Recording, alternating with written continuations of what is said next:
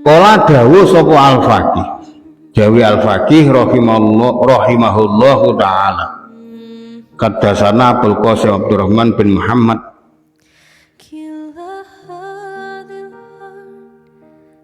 haddatsana Farisun haddatsana Muhammad bin Al-Fadl haddatsana Abu Wahbin Abdullah bin Bakar Abdullah bin Bakrin haddatsana Yasun an Ali bin Yazid an Sa'id bin Al-Musayyab an Salman Al-Farisi radhiyallahu an qala dawuh sapa Salman Al-Farisi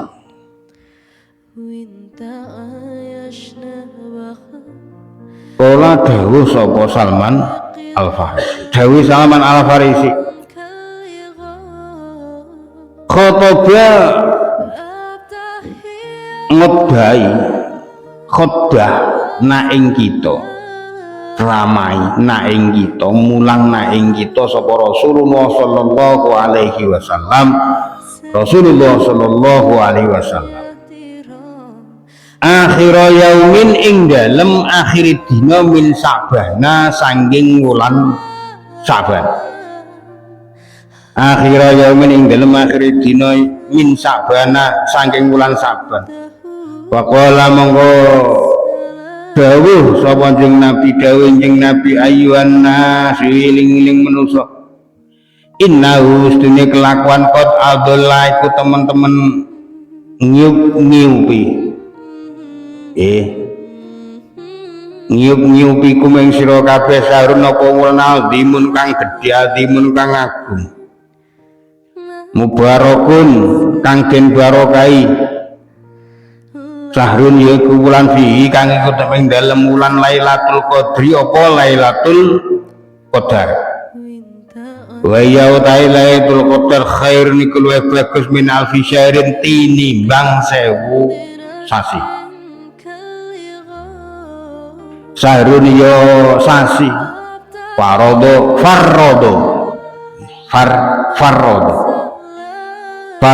kang merdoake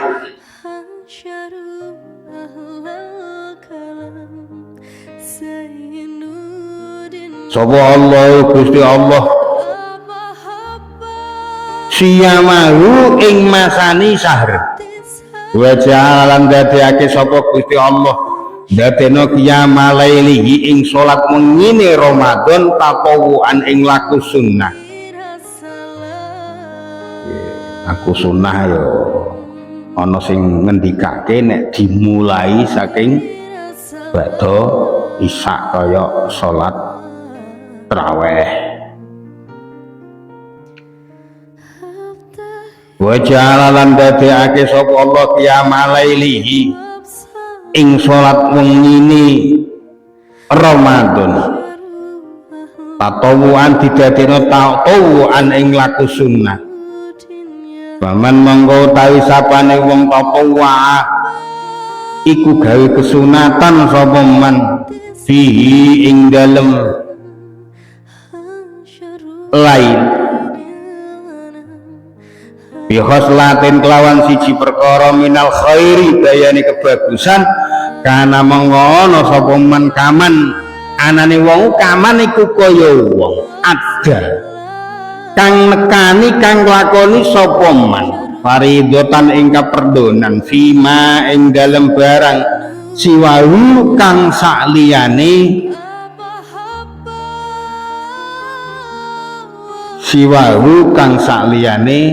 khoslah wa man utawi sapa wae wa man utawi sapane wong ada iku nglakoni sapa man faridatan ing siji keperdonan fihi ing dalem lailihi kaman iku kaya wong ada kang nglakoni sapa man sabaina ing 70 faridatan apane cover donane fima ing dalem barang siwau kang sakliyane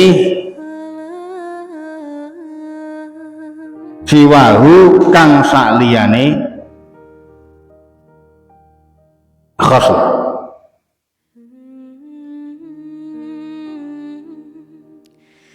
wa utawi Ramadan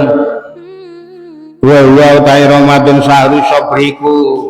bulan sabar wa utawi Ramadan sahru sabri iku mulan sabar wa sabru utawi sabar wa sabru utawi sabar sawabu iku utawi ganjarane sabar al jannatu iku swarga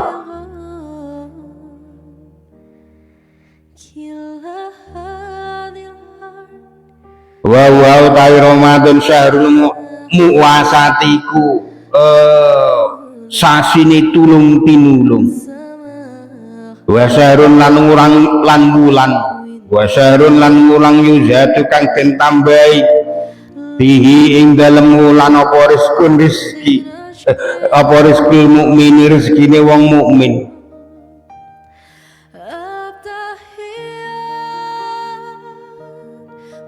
wa syahrun lan wulan yuzatu kang den tambahi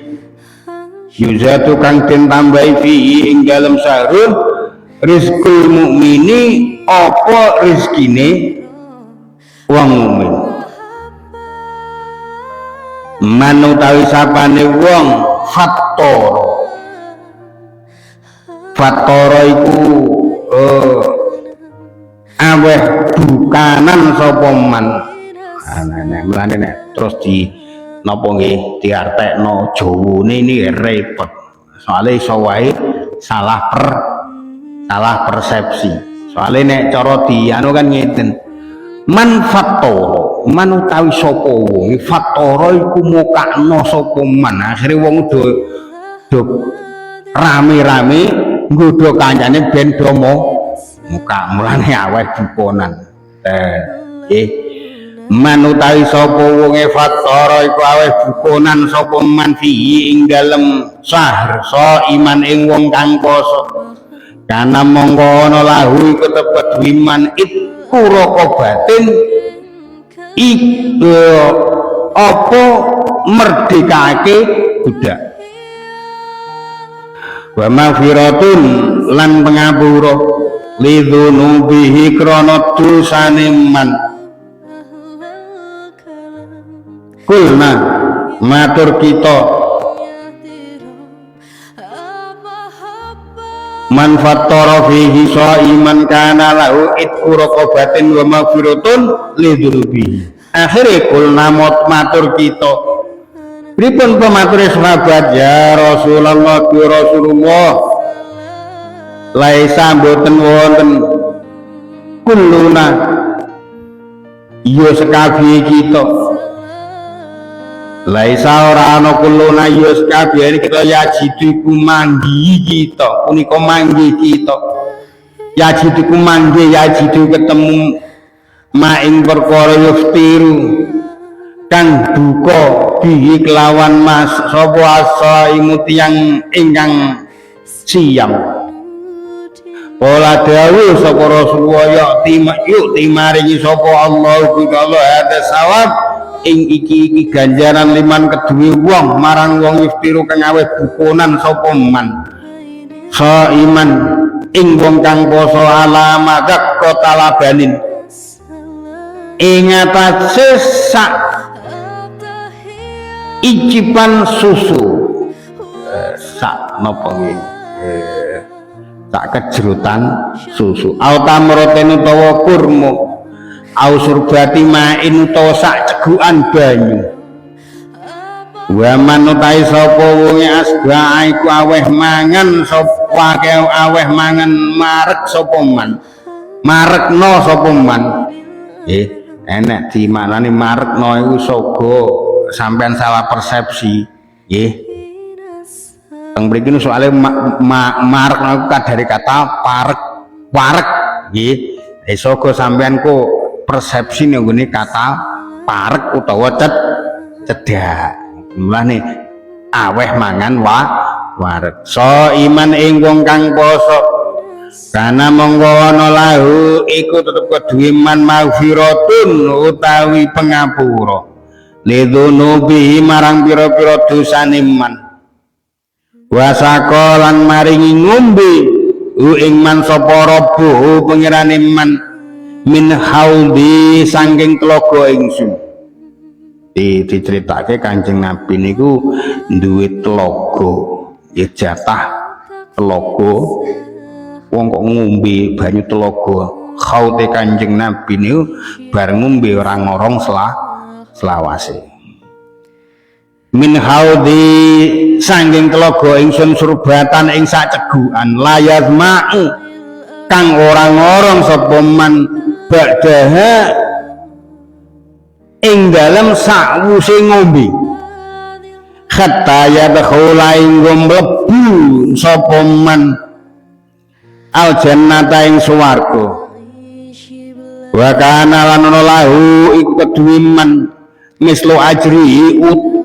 apa sepadane ganjarane saim min ghairi ayang kuso saking tanpa yen to kurang min ajri min ajri bayane ganjarane saim syai'un babar blas wa tawi Ramadan sahrun iku wulan awaluhu kang utawi kawitane syahr rahmatun iku rahmah wa ausatuhu tawi tengah-tengah syahr maghfiratun iku pengapura wa akhiruhu tawi akhire syahr itkun iku bebas iku merdeka itkun iku nggawa kamardikan minan nari sanging neraka wa man utawi sapa wae khaffafa iku ngendengake sapa man an mamluki sanging budake man fi ing dalam Ramadan akta mongko merdekake sapa man hu ing akta mongko merdekake hu ing man sapa Allah Gusti Allah minan nari sanging neraka hadise Salman Al-Farisi jadi teng mriki musannaf niki sing ditutur hadise Salman Al-Farisi satu ketika nggih ndawuhke napa ingkang dados dawuhe Kanjeng Nabi dawuh Salman ngeten artine kita iku dikhotbahi dening Kanjeng Rasulullah sallallahu alaihi wasallam ana ing akhire dinane wulan Sa'ban sehingga panjenengane dawuh ngeten artine he para muslimin sira kabeh wis diaup-aupi wulan kang agung tur nggawa berkah diaup-aupi wulan sing mulya sing nggawa berkah wulan kang ing ana wulan iku ana Lailatul Qadar nggih Lailatul Qadar iku ngamal kang ing ana ing Lailatul Qadar iku nggih luwih bagus timbang 1000 wulan nggih niki cerita Lailatul Qadar ta mboten wong sampean ya wis kliwat nggih sampean nek kliwat poso ya poso sampean ra temenanan nggih nalika Lailatul Qadar kok milik ngertakno Lailatul Qadar karepe sampean piye jane tapi paling mboten